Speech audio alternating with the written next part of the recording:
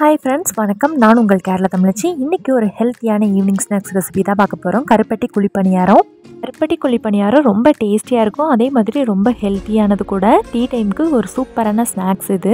வீடியோவை ஃபுல்லாக பார்த்து உங்கள் வீட்டில் உள்ள குட்டீஸ்க்கு இதே மாதிரி செஞ்சு கொடுங்க, விரும்பி சாப்பிடுவாங்க. வீடியோக்குள்ளே போகிறதுக்கு முன்னாடி நம்ம சேனல் இது வரைக்கும் புதுசாக பார்த்துட்டு சப்ஸ்கிரைப் பண்ணாமல் பார்த்துட்டு இருந்தீங்கன்னா மறக்காமல் நம்ம சேனலை சப்ஸ்கிரைப் பண்ணி சப்போர்ட் பண்ணுங்கள். கூடவே பெல் பட்டனை தட்டி விட்டுட்டு நோட்டிஃபிகேஷனை ஆல்ல போட்டுக்கோங்க. அப்போ தான் நான் போடுற வீடியோஸில் உங்களுக்கு நோட்டிஃபிகேஷனும் உடனே வரும். இப்போ ரெகுலராக தோசை இட்லிக்கு மாவாட்டி வச்சுருப்போம்ல, அந்த மாவு தான் நான் இன்றைக்கி யூஸ் பண்ண போகிறேன். மாவு ரொம்ப தண்ணியாகவும் இருக்கக்கூடாது, ரொம்ப கட்டியாகவும் இருக்கக்கூடாது. இந்த பதத்துக்கு இருந்தால் போதும். இது கரெக்டான பதம். நான் 1 கப் கருப்பட்டி எடுத்து வச்சுருக்கேன். உங்களோட இனிப்புக்கு தகுந்த மாதிரி நீங்கள் கருப்பட்டி எடுத்து வச்சுக்கோங்க. கருப்பட்டி உடம்புக்கு ரொம்ப நல்லது. குழந்தைங்களுக்கு அடிக்கடி இதே மாதிரி செஞ்சு கொடுக்கலாம். கருப்பட்டியை வச்சு குழிப்பணியாரம் செஞ்சு பாருங்க, உண்மையாவே டேஸ்ட் சூப்பரா இருக்கும். வாழைப்பழம் சேர்த்துக்கலாம். நான் 2 வாழைப்பழம் சேர்க்கிறேன். நல்லா கனிஞ்ச வாழைப்பழமா இருந்தாலும் பிரச்சனை இல்லை, கனிஞ்ச வாழைப்பழம் இருந்தாலும் சேர்த்துக்கோங்க, நல்லா இருக்கும் டேஸ்ட். நம்ம வீட்டுல குழந்தைங்க கனிஞ்சா சாப்பிட மாட்டாங்க, அதனால வேஸ்ட் பண்ணிடாதீங்க. கொஞ்சமா தோசை மாவு இருந்தாலும் இதே மாதிரி செஞ்சு பாருங்க.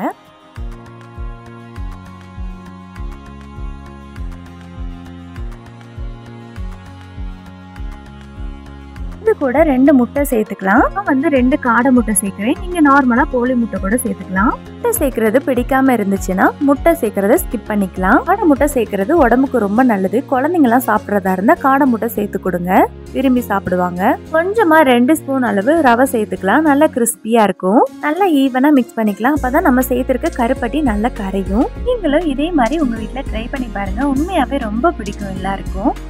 மறுபடி செஞ்சு சாப்பிடுவீங்க. ஒரு டைம் ட்ரை பண்ணி பாருங்க. நம்ம வீடியோவை சப்ஸ்கிரைப் பண்ணாம பார்த்துருந்தீங்கன்னா சப்ஸ்கிரைப் பண்ணி நம்ம சேனலை சப்போர்ட் பண்ணுங்க. ஆல்ரெடி நான் மாவு அரைக்கும் போது 3 ஏலக்காய் சேர்த்துருந்தேன். இப்போ கொஞ்சமா ஏலக்காய் தூள் சேர்த்துக்கிறேன், கொஞ்சம் மனமா இருக்கிறதுக்காக. எனக்கு ஏலக்காய் பவுடர் ரொம்ப பிடிக்கும், அதனால ஏலக்காய் பவுடர் சேர்த்ததுக்கு அப்புறம் நல்லா ஈவனா மிக்ஸ் பண்ணிக்கலாம். குழிப்பணியாரம் சாப்பிடாதவங்களே இருக்க மாட்டாங்க.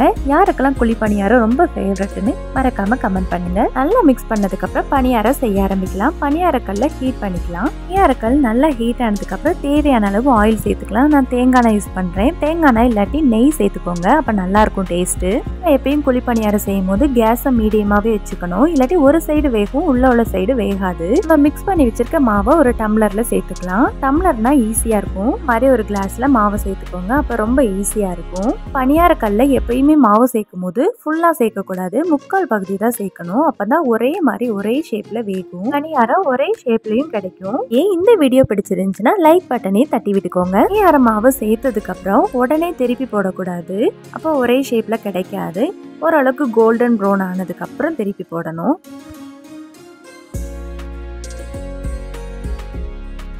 குழந்தைங்களுக்கு ஸ்கூலுக்கு ஸ்நாக்ஸாக கொடுத்துடலாம், ரொம்ப ஹெல்த்தியானது. ஈவினிங் ஸ்கூலுக்கு போயிட்டு வந்தாலும் இதே மாதிரி செஞ்சு கொடுங்க, விரும்பி சாப்பிடுவாங்க. நெய் ஊற்றி செஞ்சால் சூப்பராக இருக்கும் டேஸ்ட்டு. தேங்காய் எண்ணெயும் நல்லா இருக்கும். 2வதும் அதே மாதிரி மாவு சேர்த்து பணியாரத்தை எடுத்துக்கலாம். நம்ம வீட்டு குட்டீஸ்க்குலாம் கூடுதல் நம்ம கடையில் வாங்கி கொடுக்கறத விட நம்ம வீட்டில் செய்கிற மாதிரி வராது. வீட்டில் செய்கிறதா ரொம்ப ஹெல்த்தியானது, அதனால வீட்டில் செஞ்சு கொடுங்க.